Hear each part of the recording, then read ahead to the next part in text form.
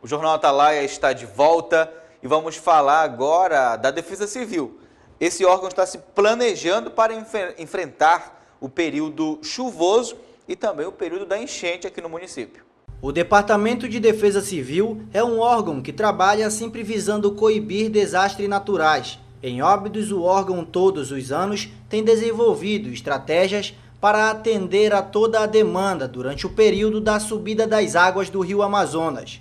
E por falar em Rio Amazonas, os chamados repiques de água, que é quando as águas sobem e posteriormente descem, e que indicam que o período da enchente já está próximo, já podem ser notados.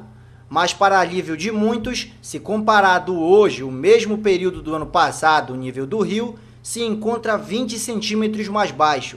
Para o coordenador de Defesa Civil do município, até o momento não se pode afirmar o tamanho da próxima enchente que iremos enfrentar. Nesse ano aqui o nível do rio já começou a subir.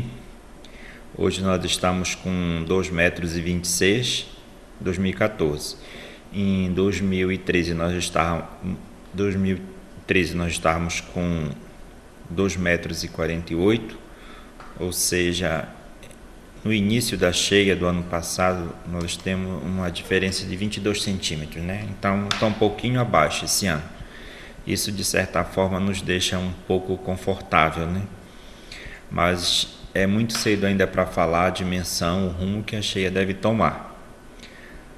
É porque só no final de fevereiro, já no início de março, é que realmente a gente vai ter uma dimensão, qual é a proporção da enchente para esse ano. Mês de novembro, dezembro é muito relativo, janeiro é conforme as chuvas, a intensidade de chuva, isso muda, né? Então vamos aguardar final de fevereiro para realmente saber que rumo deve tomar a enchente. Sendo que a Defesa Civil é uma coordenadoria e não gera recursos próprios, nesta semana a comissão deverá dar entrada em alguns documentos às autoridades do município, informando a real situação em que hoje se encontra o volume de água do Rio Amazonas. Tudo para que o quanto antes medidas possam ser feitas, para que no futuro prejuízos possam ser evitados. No ano de 2013, o órgão durante toda a cheia contou com a ajuda da Prefeitura Municipal. E somente após a enchente é que o governo do estado e o governo federal estiveram colaborando para com as famílias de ribeirinhos, que sofrem por conta da cheia. A Civil em si ela é uma coordenadoria que ela depende muito da ajuda do governo federal, do governo estadual e do governo municipal. O nosso trabalho é trabalhar com as ferramentas e informar os nossos gestores, autoridades maiores, de que forma está vindo, para que eles possam tomar a providência de como agir. E é isso que nós vamos fazer, e esse que é o trabalho da Defesa Civil. Ela em si não tem recursos próprios, não tem fundo próprios, né, para dizer que ela vai arcar com um tamanho dessa responsabilidade, de uns gastos desse tamanho.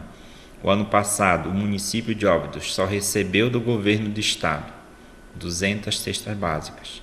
E nós temos um quantitativo bem maior dentro da área de várzea, que são 1.315 famílias, que todas fazem questão de receber.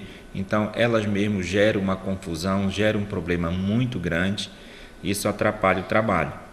Então, esse foi o repasse do governo do estado. O governo federal repassou 375 kits, isso já pós-cheia, final de agosto, é que estava chegando esse material. Como era um período eleitoral, nós resolvemos guardar para evitar problema com a justiça eleitoral, como a cheia já tinha passado, então pós-eleição é que nós fomos fazer a entrega, dentro do prazo que o governo federal nos estabeleceu. Outro problema que já preocupa a Defesa Civil do município é com relação às áreas de risco existentes na cidade.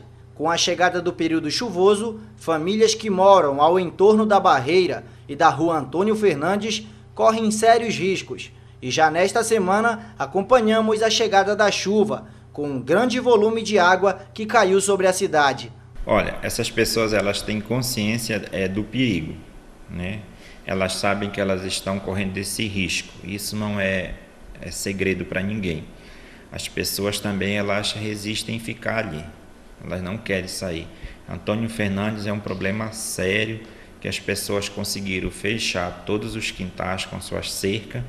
Com isso, o lixo não passa, ele acaba gerando uma proteção ali e essa água ela não consegue passar. O que acontece é que ela vem e consegue alagar as outras pessoas que estão do lado de cima. Isso é um problema sério. Então, tem que ser feito um trabalho de que abrir realmente ali todo o córrego, o garapé, deixar com que ele fique livre, que no momento que a água estiver livre, enxurrada, para ela fazer o caminho que ela sempre fez, ela não vai causar esse problema. O problema é que eles são culpados, porque eles fecharam os quintais de um lado para outro. Até os próprios córregos estão fechados.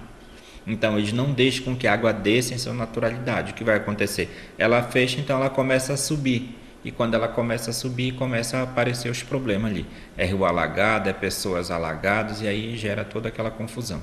No mais, a Coordenadoria de Defesa Civil de Óbidos espera o quanto antes poder estar ajudando, auxiliando e dando todo o suporte necessário para que, juntamente com a população, esses problemas que ano após ano são enfrentados em nosso município possam ser vencidos. Vamos falar agora desse dia 20 de novembro, Dia da Consciência Negra. Inclusive está acontecendo na comunidade Arapucu um evento voltado para discutir políticas públicas relacionadas à educação de quilombolas. O Jornal Tá Lá esteve lá, a nossa equipe esteve presente na abertura e acompanhou na manhã dessa quinta-feira parte desse seminário muito importante que está discutindo a questão educacional quilombolas. Veja mais detalhes. O Dia da Consciência Negra em Óbidos foi marcado pelo primeiro seminário de políticas públicas voltadas para a qualidade da educação escolar quilombolas.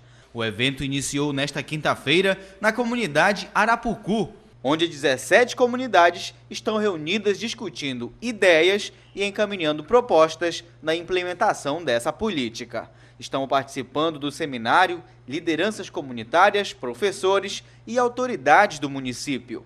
Nós temos aqui polos quilombolas que merecem uma atenção especial nesse sentido, não só da questão de especificações de profissionais nesse sentido, mas também de espaços físicos. É bom que isso venha à discussão, porque é em cima disso que a gente cresce, evolui e faz as coisas corretamente como tem que ser feito. Prefeito, a gente sabe que já há muitas oportunidades hoje a esses remanescentes, mas a Prefeitura entende que ainda é preciso ampliar essas oportunidades. Né? Sem sombra de dúvida, Eric, eu acho que nunca se parou, um projeto nunca é acabado, né? Sempre se tem essas discussões. E às vezes o próprio negro ele esquece disso, né? Que ele tem uma série de direitos, uma série de oportunidades e às vezes ele se auto-exclui. E não é nesse sentido. Então é importante não só que Óbidos, mas que todos os municípios discutam uma forma de inclusão. Porque às vezes uma lei por si só, ela é muito lenta, ela é muito calma, né? Quem tem que fazer essa efervescência somos nós. Então essa busca da discussão só soma nesse sentido. O seminário contou com palestras da antropóloga do INCRA, Érica Bezer, do diretor do IFPA, Fernando Emi, e do representante da UFOPA, Itamar Paulino. Eu acho que a gente vai instigar muito como é que eles de fato se percebem como quilombolas, como representantes de uma etnia tão forte no Brasil, que é a etnia afro. E a proposta é resgatar toda a história, toda a memória, toda a cultura envolvida na concepção de quilombo aqui na comunidade de Arapucu. O fito maior era de discutir as políticas públicas, né? Foi sobre a educação quilombola, indígena aqui na região. E a nossa fala foi no intuito de apresentar o que o Instituto Federal do Pará pensa, programou, projetou os próximos 4 anos, né, no período aí de 2014 até 2018, no âmbito do Estado como um todo, não só aqui no campus de Óbidos. Algumas pessoas da comunidade se identificam com a identidade indígena e outras pessoas se identificam com uma comunidade quilombola. Só que o que é preciso esclarecer é que uma comunidade quilombola, ela não é apenas da raça negra, não é só isso que compõe uma comunidade quilombola. A comunidade quilombola é prioritariamente uma comunidade que vive do modo rural, vive no meio rural. Então, indígenas também vivem no meio rural. Então, essa oportunidade que nós estamos fazendo aqui é justamente a regularização fundiária para pessoas que trabalham e vivem em comunidades rurais, como essa. Um dos grandes desafios da organização do seminário foi reunir todas as associações quilombolas para a discussão em torno da educação. O retorno foi positivo. Esse seminário aqui ele é fruto de diversas reuniões que vêm acontecendo desde agosto para cá entre a Secretaria de Educação e as comunidades quilombolas, né, através de suas lideranças. Então nós chegamos nesse momento agora para, de fato, acontecer o seminário, onde nós estamos aqui com todas as comunidades reunidas para discutir especificamente a educação escolar quilombola. Nós tivemos esse desafio conjunto com o professor João Neto, né, de reunir todas as comunidades quilombolas. Ele achou um pouco assim muito difícil, né? Mas graças a Deus hoje aqui nós temos 16 comunidades quilombolas nesse evento. Algumas ainda estão previstas chegar, Mondongo de Cima, que ainda não chegaram ainda. Mas é isso, né? Para que as pessoas possam estar aqui para essa discussão, né, da temática, aí, primeiro seminário para as políticas públicas voltada para quilombolas. E acredito que todas as pessoas que estão aqui vierem em busca dessa formação e dessa informação que é de fundamental importância para a área educacional. A nível estadual, já existem propostas relacionadas à educação quilombola. E este seminário visa implementar propostas a nível municipal. O evento contou ainda com a presença do coordenador da Malungo, uma entidade com representação no Baixo Amazonas, que visa valorizar a identidade e luta pelas políticas públicas voltadas para quilombolas. O evento hoje aqui em Óbidos, aqui na comunidade de Arapucu, está muito importante, estou gostando, principalmente com a fala do secretário e do prefeito aqui, se disponibilizou a ajudar as 17 comunidades aqui no município, e para a gente é muito importante a gente saber que tem um governo que está contribuindo com esse movimento. Para os participantes do seminário, a ocasião gera uma ótima oportunidade de discussão sobre as políticas públicas e executar na prática o que já se tem garantido por lei.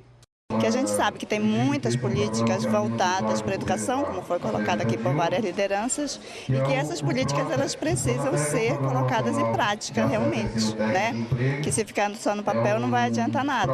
Eu acredito que com esse seminário aqui para debater esse assunto, nós juntos poderemos dar criar-se uma oportunidade junto com a Secretaria de Educação, com a SEDUC, para melhorar esse ensinamento aí, porque nós temos que se juntar cada um de nós para formar um elo de uma corrente aqui para buscar melhorias para nós. E lembramos a você que o seminário segue até amanhã, dia 21 de novembro. Olha, por hoje é só. Outras notícias da cidade você acompanha amanhã, nesse mesmo horário. Para você, uma boa noite e até amanhã.